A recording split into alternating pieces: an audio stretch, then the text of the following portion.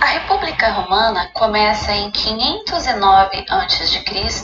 e vai até a proclamação do Império, fato que acontece em 27 a.C.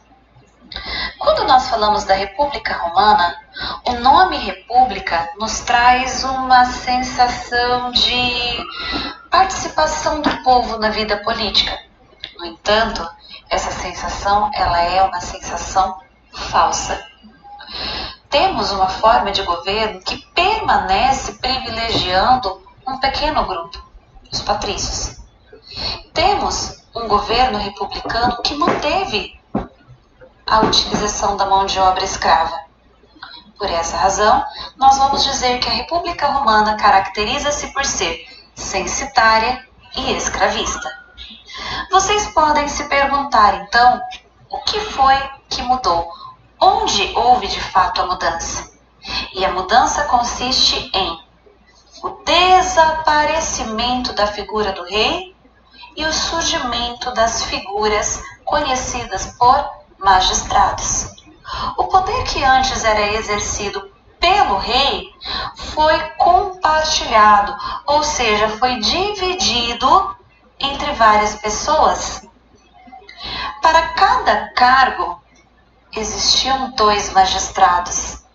Existiam, portanto, 2 censores, 2 questores, 2 edis, 2 pretores e, por último, 2 cônsules. Mas, prof, qual a necessidade de existir 2 cargos? A ideia é evitar a centralização do poder.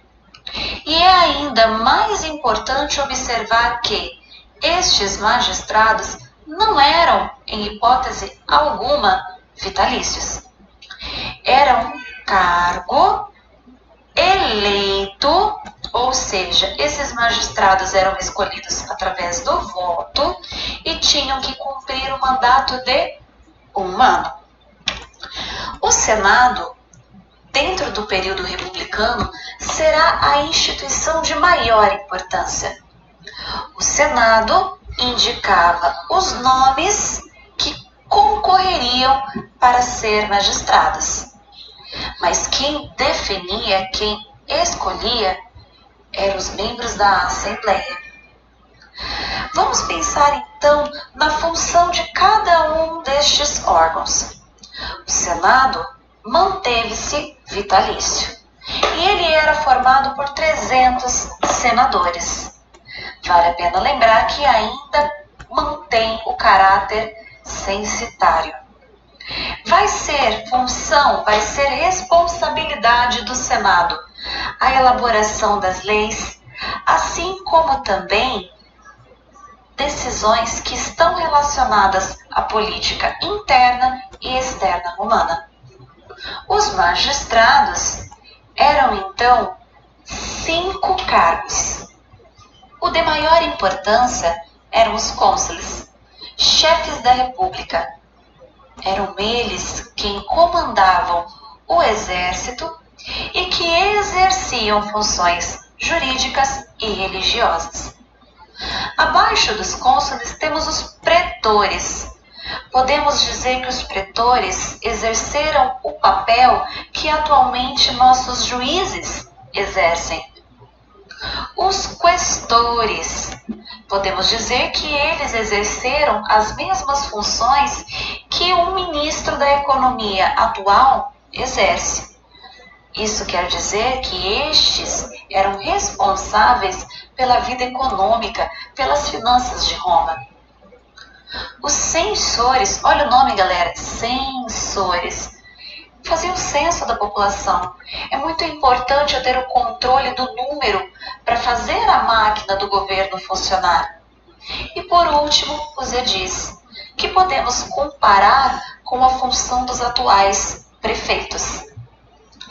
As assembleias, formadas então por cidadãos romanos que tinham ali idade militar, tinham a função de ratificar as leis apresentadas pelo rei e aprovadas pelo Senado. Algo que merece ser lembrado. Toda essa organização política, ela poderia ser suspensa em caso de necessidade, e o governo seria substituído pela ditadura. Sendo assim, vamos analisar a vida republicana, ou seja, a vida política durante o governo republicano. Houve mudanças políticas? Houve. Lembre-se que o poder que antes era exercido pelo rei foi fragmentado. Lembre-se que o Senado passou a ser o órgão de maior importância. Porém, a vida econômica e a vida social romana apresentavam sinais de agravamento. A vida econômica estava bastante prejudicada, dado o aumento populacional e a escassez de terras férteis. Já a vida social era caracterizada pelo agravamento da insatisfação da plebe. A plebe, aquele grupo de maior importância, de maior número, não aceitava, jamais aceitou o fato de não terem sido incorporados à vida política romana. Na próxima aula, nós vamos falar sobre o processo de expansão romana que deu ao Império Romano maior poder, assim como também maiores riquezas.